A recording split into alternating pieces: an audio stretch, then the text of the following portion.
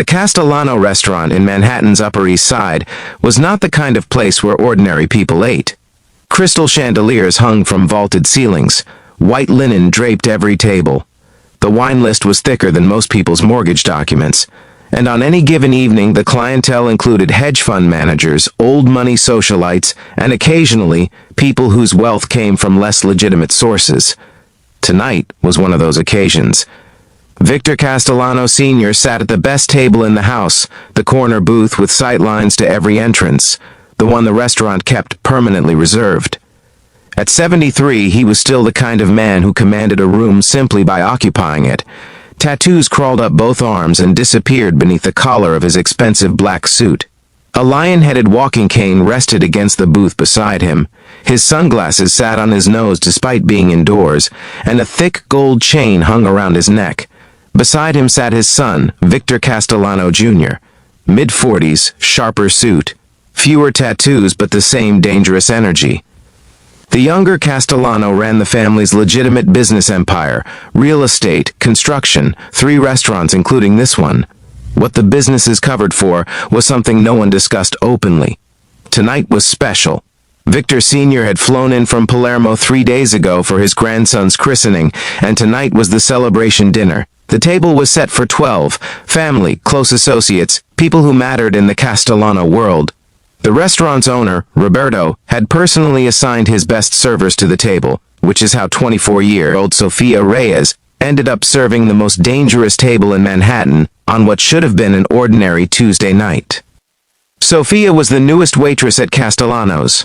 Small, quiet, with dark hair pulled back in a neat bun, and wide brown eyes that made her look younger than she was. She moved through the restaurant like she was trying to take up as little space as possible. Efficient, professional, but fundamentally shy in a way that made her nervous around loud, demanding customers. Roberto had pulled her aside before service.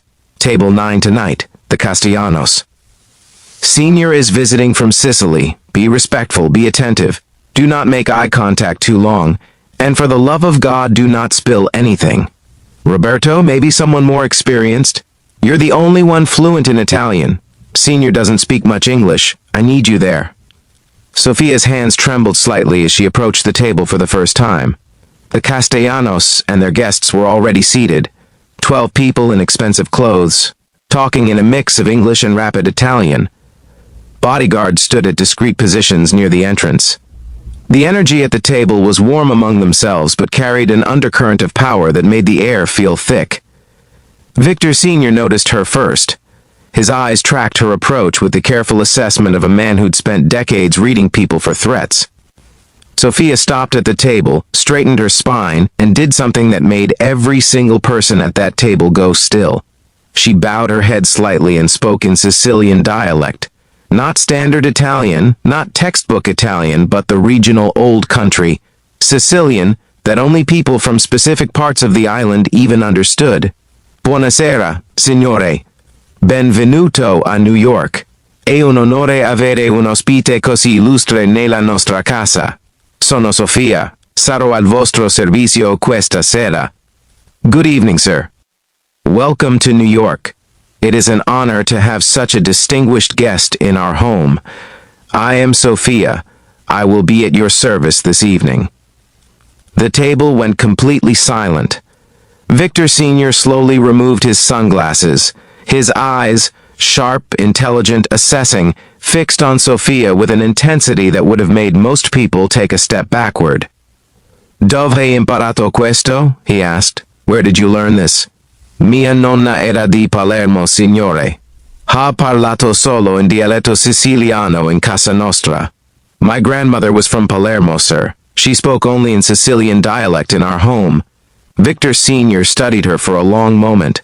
Then something remarkable happened. The hard, guarded expression that had defined his face for decades softened.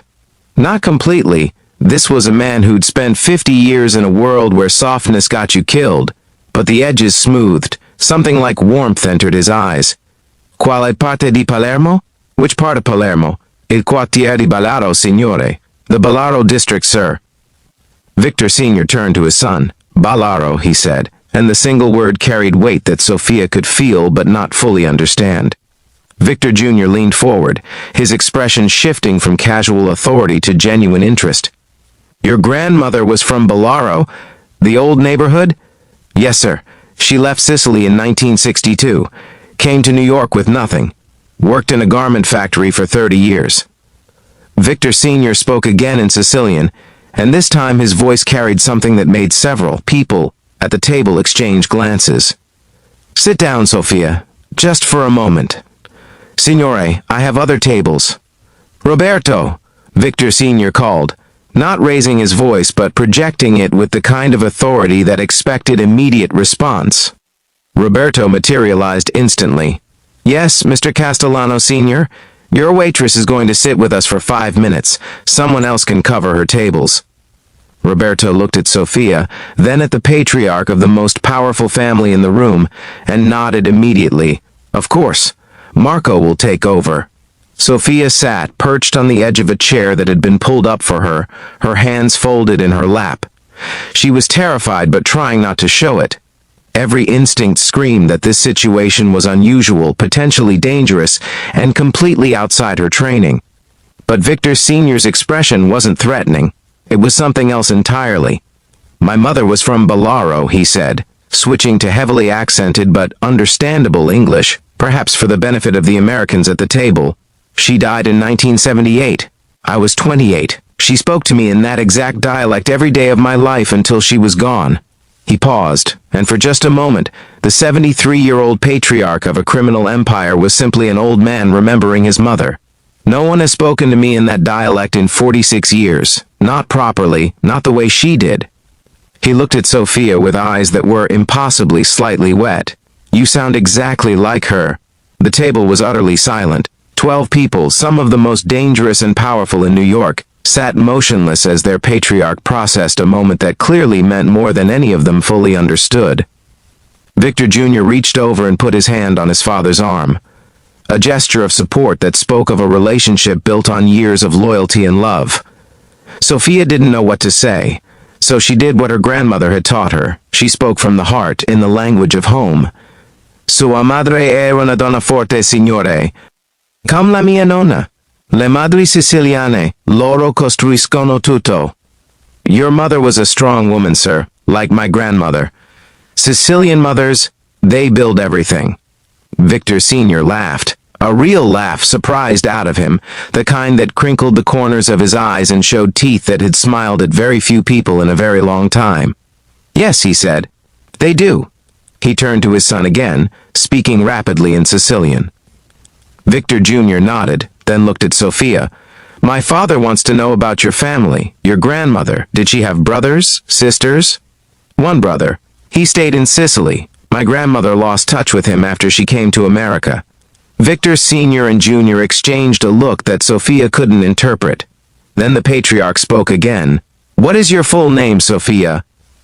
Sofia Maria Reyes. My grandmother's maiden name was Ferrante. Another exchange of looks. Victor Jr. pulled out his phone, typed something, and showed the screen to his father. Whatever he read made Victor Sr.'s eyebrows rise significantly. Ferrante, he repeated. From Bolaro. Yes, sir. I knew a Ferrante family in Bolaro. When I was young, they were... He paused, choosing his words carefully. Good people, honest people. They had a daughter who went to America in the early 60s. Sofia's breath caught. My grandmother's name was Lucia Ferrante. Victor Sr. closed his eyes briefly. When he opened them, the hardness was gone entirely. What remained was something raw and genuine. The emotion of a man who'd spent decades surrounded by people who feared him, suddenly confronted with a connection to the world before all of that. Lucia, he said softly. I remember Lucia. She used to sing in the square on Sunday evenings. Beautiful voice. Sofia's eyes filled with tears she couldn't stop. She sang to me every night, until she died last year. The table held its collective breath as Victor Sr. reached across and took Sofia's hand in both of his. His tattooed fingers, fingers that had done things no one at this table would ever speak aloud, held hers with extraordinary gentleness. I am sorry for your loss, Sofia. Lucia Ferrante was a good woman. I remember her kindness when I was a boy, and my family had nothing. The Ferrantes shared what little they had with everyone in the neighborhood. He released her hand and sat back, his expression thoughtful. Then he turned to Victor.